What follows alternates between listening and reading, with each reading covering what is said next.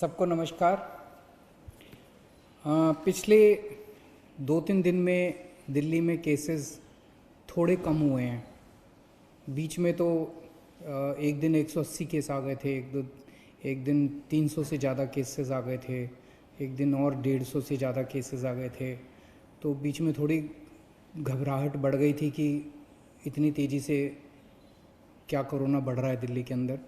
लेकिन पिछले 3 दिन में थोड़े से केस कम हुए हैं। अभी इसको और भी कम करना है और मैं अभी भी अगले कुछ दिन में कैसे होता है उस पर डिपेंड करेगा।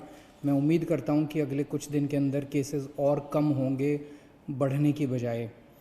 कल 67 केस आए थे और कल हमने ये जो 67 केस हैं 2274 सैंपल की टेस्टिंग में 67 केस आए थे। तो इसका मतलब बहुत तेज़ी से अभी नहीं बढ़ने लगा है। भगवान से प्रार्थना करता हूँ कि आने वाले दिनों के अंदर ये और कम हो ताकि अपने को सबको कोरोना से मुक्ति मिल सके। एक मेरी आप लोगों से अपील है, कंटेनमेंट जोन्स जो हैं, जो हमने लॉक कर दिए हैं, सील कर दिए हैं, जो 71 हो गए हैं आज दिल्ली के अंदर, टोटल 71 जोन हो गए हैं कंटेनमेंट के, जो बिल्कुल सील कर देते हैं हम लोग। अंदर से कोई बाहर नहीं जा सकता, बाहर से अंदर नहीं आ सकता। और अंदर भी जो लोग रहते हैं उनको अपने अपने घरों के अंदर रहना होता है, वो घर के बाहर नहीं निकलना होता। उनकी जो रोज़मर्रा की ज़रूरतें हैं वो हम पूरी कराते हैं। वहाँ पे पुलिस वाले, लोकल प्रशासन बड़ी अच्छा काम कर रहे हैं और वो आपके लिए सारी ज़रूरतें पूरी करते हैं। लेकिन मेरी आप लोगों से विनती है कि कंटेनमेंट जोन्स में बाहर से अंदर और अंदर से बाहर तो हम रोक रहे हैं, लेकिन अंदर लोग सारी कोशिशों के बावजूद कुछ कंटेनमेंट जोन्स के अंदर लोग फिर भी गली में निकल जाते हैं, एक दूसरे के घर चले जाते हैं। अब कल जहांगीरपुरी में एक कंटेनमेंट जोन है, वहाँ पे एक ही कुनबे के 26 लोगों को कोरोना मिला है कल, एक ही परिवार के। तो वो 26 लोग मतलब पास पास कई सारे उनके मकान थे, तो वो एक दूसरे के घर में जा रहे थे, इस कंटेनमेंट के बावजूद भी एक दूसरे के घर जा रहे थे। तो मेरी आप लोगों से हाथ जोड़ के विनती है, पूरा देश इस टाइम लॉकडाउन में है। कितनी मुसीबतों का हम सब लोग सामना कर रहे हैं, आप भी कर रहे हैं, सब लोग कर रहे हैं। ऐसे में अगर आप अनुशासन नहीं बरतेंगे तो आपको ही तकलीफ़ होगी। आपकी जान की चिंता है हम लोगों को, आपकी ज़िंदगी की चिंता है हम लोगों को। इसीलिए मैं आप लोगों से अपील कर रहा हूँ। अब बताओ, एक ही परिवार के 26 लोगों को कोरोना हो गया तो अच्छी बात तो नहीं है। मैंने पहले भी कई बार कहा था, आपको कोरोना होगा कि नहीं होगा ये आपके ऊपर निर्भर करता है। अपने को बचा के रखोगे तो कोरोना नहीं होगा, और ढील दे दोगे तो कोई नहीं बचा सकता। और अगर किसी के मन में ये हो ना कि मेरे को तो कोरोना नहीं होगा, ये भूल जाओ। ये कोरोना ना तो बहुत बड़े किसी मंत्री को छोड़ता और ना चपरासी को छोड़ता। इससे कोई नहीं बच सकता, कोई धर्म, कोई जाति, कोई अमीर, कोई गरीब, कोई नहीं बचा हुआ। तो कोई इस गलत फहमी में मत रहना कि मेरे को तो कोरोना नहीं हो सकता। कहीं किसी को भी हो सकता है और कहीं से भी आ सकता है, पता भी नहीं चलेगा। तो अपने आप को बचा के रखो। अगर कहीं पे कंटेनमेंट सरकार ने कराया तो सोच समझ के कराए, कम से कम वहाँ तो एकदम बहुत सख्ती के साथ अपने घर के अंदर हो।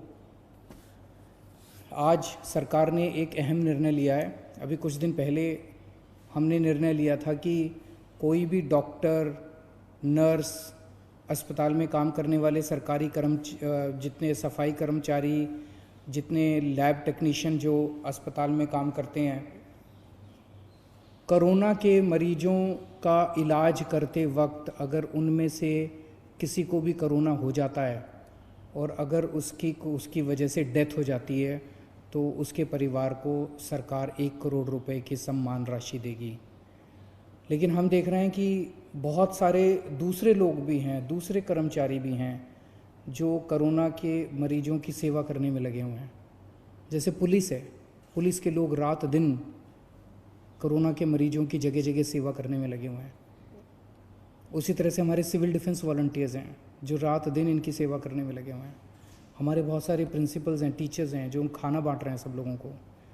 अगर किसी भी कर्मचारी को जो कोरोना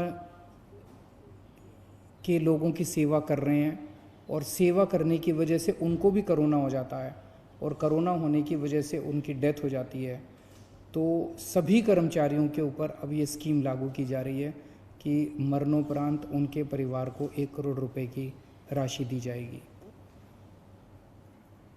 आज एक ऑटो ड्राइवर का फ़ोन आया, बहुत भाव विभोर हो रहा था, गला उसका बिल्कुल भरा हुआ था।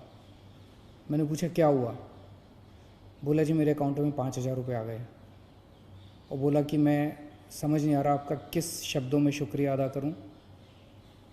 कहता है कि किसी सरकार ने ड्राइवरों का ख्याल नहीं रखा, इतनी मुसीबत की घड़ी में आपने हमारा ख्याल रखा, आपने हमको याद किया। मैं किसी पे एहसान नहीं कर रहा, ये पैसा मेरा नहीं है, ये आप ही का पैसा है, आप ही के काम आना चाहिए और मेरा ये फ़र्ज़ बनता है जो कुछ मैं कर रहा हूँ। मुझे खुशी है आज हमारे ऑटो वाले, ग्रामीण सेवा वाले और जितने टैक्सी वाले, ई रिक्शे वाले, जितने ड्राइवर्स हैं, जितने भी, सबके अकाउंट में पैसे पहुंचने चालू हो गए हैं। 1 लाख के करीब अभी तक एप्लीकेशंस आई हैं, अभी भी वेबसाइट चालू है, एप्लीकेशंस आ रही हैं और कल से पैसे उनके अकाउंट में जाने चालू हो गए हैं। जो जो लोग अप्लाई कर रहे हैं उनके जांच कर रहे हैं, हम उनके डॉक्यूमेंट्स की जल्दी जल्दी जांच कर रहे हैं और उनके अकाउंट में पैसे जाने चालू हो गए हैं, 5-5 हज़ार रुपये हर एक के अकाउंट में। और पूरी दिल्ली के अंदर इस टाइम 60 मशीनें लगी हुई हैं हमारी सैनिटाइजेशन करने के लिए और दिल्ली के काफ़ी इलाकों में सैनिटाइजेशन हो चुका है।